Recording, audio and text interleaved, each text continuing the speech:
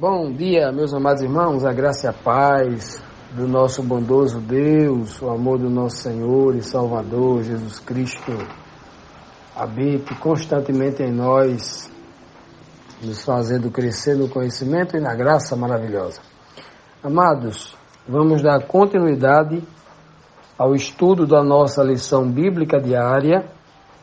Esta semana estamos estudando sobre um sumo sacerdote superior, obviamente uma referência a Cristo, né? Em relação ao sacerdócio levítico. E aí, ontem, nós vimos nos dois textos anteriores, né? Quando o Senhor disse que viria, né? Tempos em que Ele estabeleceria uma nova aliança. Essa nova aliança seria justamente uma aliança superior que tornaria o sacerdócio levítico obsoleto, o sacerdote que era da carne, da hereditariedade, e traria nessa nova aliança, com essa nova aliança, um novo sacerdócio em Cristo Jesus, o grande sumo sacerdote.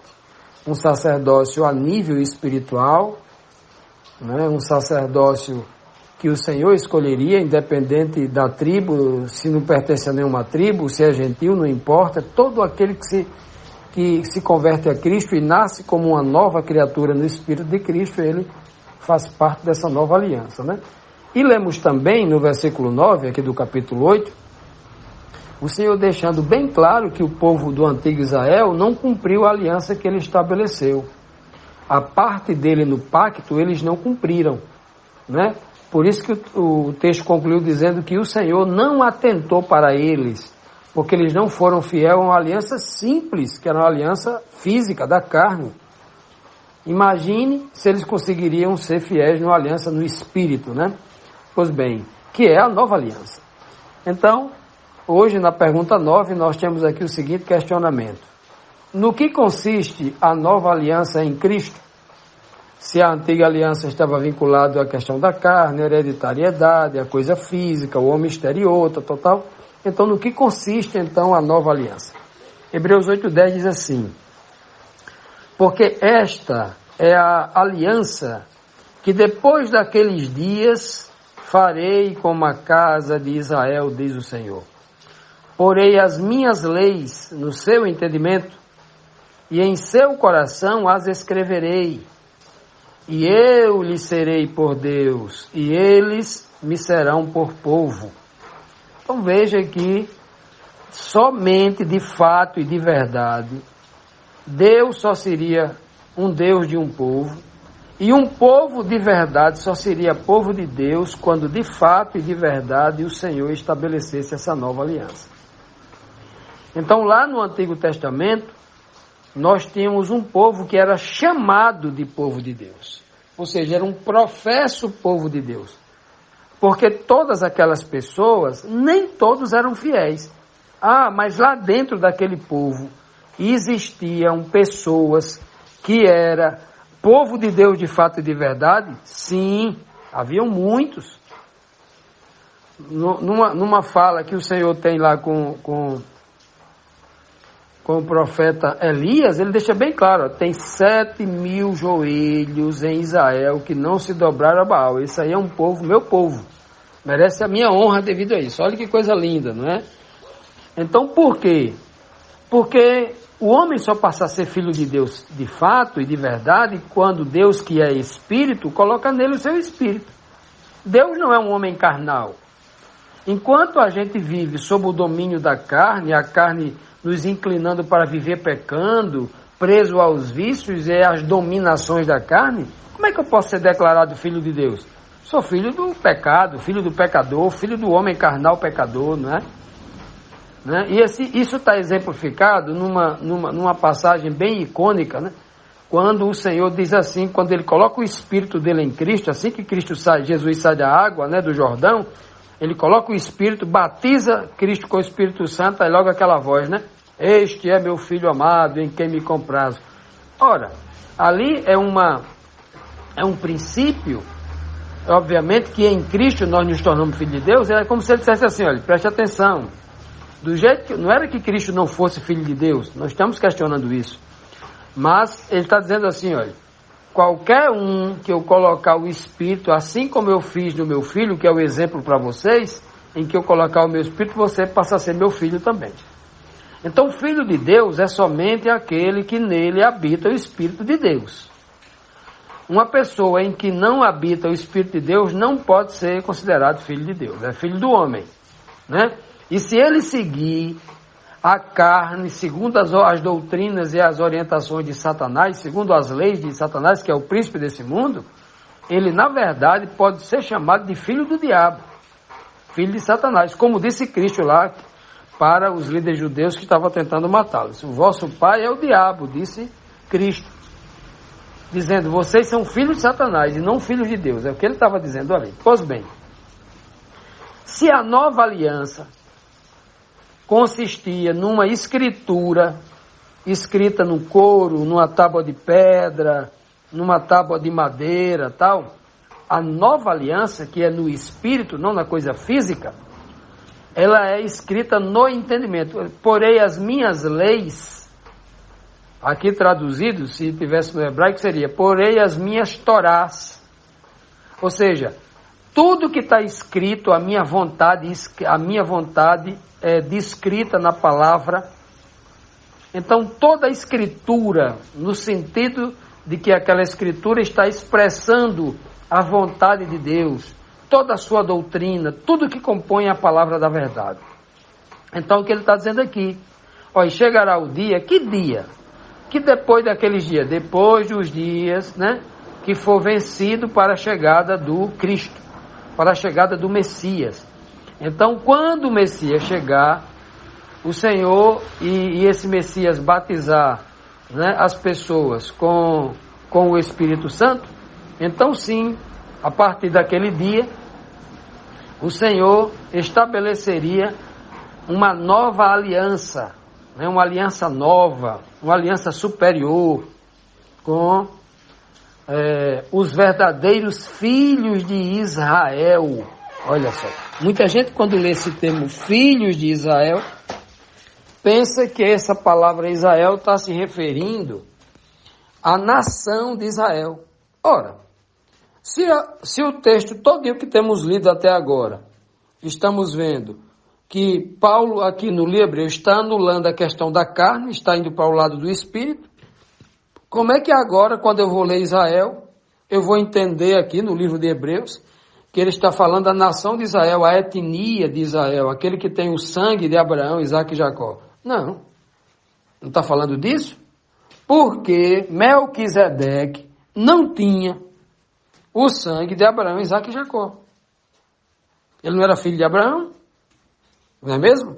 Então, veja que Cristo, ele vai, em Cristo, vai dar continuidade daquele sacerdócio espiritual, que era o de Melquisedeque, mostrando-nos claramente que todo e qualquer homem gentil, inclusive os gregos com quem Paulo vai evangelizar, esses gregos são batizados com o Espírito Santo, né? E saem aí testemunhando de Cristo. Então essas pessoas passaram a ser sacerdócio real. Não da carne, não da descendência de Arão, mas do Espírito. Então veja que quando eu leio naqueles dias, né, farei aliança com a casa de Israel, aí sim, você tem que entender que esse nome Israel não se refere à etnia, à parte consanguínea, à parte da hereditariedade, nada disso. Nada disso. Até porque o Senhor não diz, farei uma aliança com a casa de Jacó. Ah, Jacó era a antiga criatura, a velha criatura, porque quando ele se converte de fato, tem um encontro com o Senhor, aí ele passa a ser chamado de Israel. E quem dá esse nome a ele é Deus, é um nome espiritual. É como Deus disse, agora você é meu filho, você será chamado de Israel. Então Israel, quando nós vamos ler essa palavra em determinadas partes da Bíblia, é muito importante que eu entenda que esta palavra, principalmente aqui no Novo Testamento, Paulo está interpretando justamente isso aqui, quando ele pega o texto lá de Jeremias 31, ele está mostrando exatamente isso, que esse nome Israel se refere a um povo espiritual, e não uma nação, um país chamado Israel, um povo, uma etnia específica, né? Então, muito importante você entender isso. Continuando, meus amados, vamos aqui para a próxima pergunta, a pergunta aqui número 10, que diz assim, na nova aliança, quem ensinará a verdade aos santos? Né? Quem é que vai ensinar essa verdade aos santos? Hebreus 8:11 diz assim, e não ensinará cada um ao seu próximo, nem cada um ao seu irmão, dizendo, conhece o Senhor, porque todos me conhecerão, desde o menor deles até o maior. Veja que na nova aliança, né, segundo o que Paulo está nos dizendo aqui, ele diz assim, que nessa nova aliança, na era do Espírito, na era pós-Pentecoste, quando Cristo batiza agora com seu Espírito, quando se cumpre o que o próprio Paulo diz lá em Gálatas 4:6, porque eu me tornei filho de Deus, então ele enviou ao meu coração, à minha mente, à minha consciência, o Espírito de Cristo, o Espírito do seu Filho, para que a partir de agora eu possa chamar agora Deus de Pai. Porque antes, quando estava no mundo, meu pai era o diabo. Mas agora, com o Espírito de Cristo em mim, o Espírito do meu irmão mais velho, o Espírito do nosso primogênito, né, do nosso Senhor, porque o irmão mais velho, antigamente, o mais novo chamava ele de Senhor, né? E devia obediência, devido à hierarquia. Assim também a gente faz com Cristo. Nos tornamos filhos de Deus por causa de Cristo, por causa do Filho mais velho, né? Que nos ensinou a obediência, que nos conduziu à obediência para que nos tornássemos filhos de Deus. Então, ele está dizendo aqui que na nova aliança, você não precisa mais que um irmão ensine ao outro. Porque o ensino mesmo, de verdade profundo, não é como antigamente no sacerdócio levítico, que o sacerdote levita é quem era responsável por ensinar ao povo. Se nós lermos lá no capítulo 2 de Malaquias, quando o Senhor faz uma dura repreensão aos levitas, ao sacerdócio levítico, ele diz lá assim, porque na boca do sacerdote está o conhecimento. E se o sacerdote não transmite esse conhecimento ao povo, o povo vai entrar em apostasia, vai pecar. Né? E aí, porque ele vai dizer lá, o versículo 7 e 8, ele vai dizer, e porque vocês não estão ensinando o povo, levaram o povo a pecar, ou seja, ele está colocando a culpa lá nos sacerdotes, que tinham a obrigação de ensinar ao povo, e o povo não estava. Então, no sacerdócio levítico, o irmão precisava aprender com o seu irmão sacerdote. Cada membro de Israel, o sacerdote precisava ensinar ao seu irmão das outras tribos, e o membro comum das tribos de Israel precisava aprender com o seu irmão sacerdote. Irmão no sentido de próximo, ser humano próximo, né? Ok.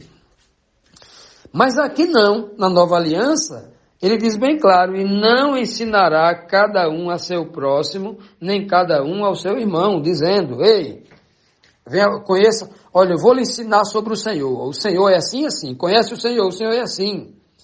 Por que não precisará mais? Porque todos me conhecerão. Que coisa linda, não é? Na verdade, Paulo aqui está pegando um texto, né, do Antigo Testamento, e que o próprio Cristo vai citar lá em João capítulo 6, versículo 45. Jesus vai dizer assim, ó, como está escrito na lei e nos profetas, e todos serão ensinados por Deus. Ou seja, o Espírito de Deus é quem vai ensinar agora na nova aliança. Agora, quando nós dizemos isso aqui, nós estamos dizendo que somos contra qualquer pessoa, e eu inclusive estou ensinando aqui, né, o pouco que eu sei, estou compartilhando aqui, que Deus não pode me usar, não pode usar você para ensinar, claro.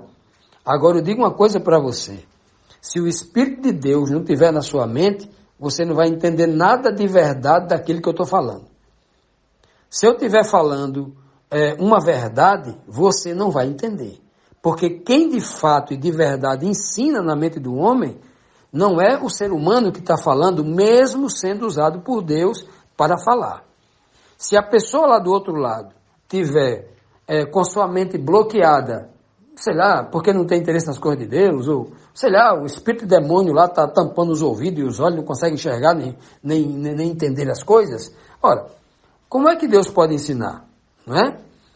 Então veja que eu posso até estar sendo usado por Deus, mas se o Espírito de Deus não está em você, você não vai entender. Se o Espírito de Deus não estiver em mim, eu só vou ensinar mentira. E aí, se você estiver muito atento ao que eu estou ensinando, você vai aprender só mentira. Não é? Então, veja que nessa nova aliança, o homem não depende do sacerdócio levítico, né? Ele não é preso ao doutor da lei, ele não é preso ao escriba. E isso aí é a maior revolução que pode haver na pregação de Cristo. Cristo agora está destituindo, né, a igreja do presente, como por exemplo assim, não tem mais pastores, mais pregadores, ensinadores, doutores, que ele distribui dons para isso? Não. Cristo não está anulando isso. Ele está anulando aquela questão de o homem depender do outro para aprender, para se escravizar no outro. Então toda a estrutura da hierarquia demoníaca, a hierarquia do mal, aquela que o homem domina sobre o outro, que isso é do diabo, não é de Deus, isso vem do demônio, não tem nada a ver com Deus. A hierarquia que existe na obra de Deus, no reino de Deus, é uma hierarquia pelos méritos e pela glória que Deus dá ao homem, segundo o que ele serve. Ou seja, quanto menor ele é, quanto mais ele servir, mais autoridade espiritual ele tem diante de Deus, e Deus faz isso diante das pessoas, né? Para que as pessoas vejam isso. Não é o homem usar um título, eu sou um pastor, eu mando na igreja, a igreja é minha, eu sou pastor, e se usa desse título para cobrar respeito das pessoas, para cobrar subserviência, né? Para fazer medo às pessoas, né? Não, essas pessoas que usam desses títulos não são pastores de fato, não entenderam a Bíblia, né? Estão deturpando aquilo que Cristo falou, nem entenderam que os apóstolos, os maiores pastores que já existiram na era da nova aliança, fizeram como viveram, né? Nunca usaram aí, nunca deram uma carteirada em ninguém, nunca ameaçaram ninguém. Eu sou o apóstolo, se você falar contra mim, eu vou mandar descer fogo do céu. Não tem isso. Não tem isso aí, né? Eu vou fazer uma profecia para um carro passar por cima de você, para você pegar um câncer. Como a gente tem visto aí, alguns falsos apóstolos aí na televisão, falsos pastores, né? Ameaçando o povo. Então, não tem mais isso. Porque na nova aliança, Deus pode até usar uma pessoa para ir lá na sua casa e abrir os seus olhos. Mas quem vai colocar o entendimento na sua mente é o próprio Deus, através do seu Santo Espírito. Então, é o próprio Deus que está lhe ensinando, porque essa promessa foi dita por Cristo, está sendo aqui ratificada por Paulo novamente, e já desde o Antigo Testamento os profetas já diziam que Deus é quem nos ensina usando o seu filho, usando o anjo, usando um apóstolo, usando você, usando a mim, qualquer pessoa que esteja em comunhão com ele, ele pode usar para nos ensinar a verdade.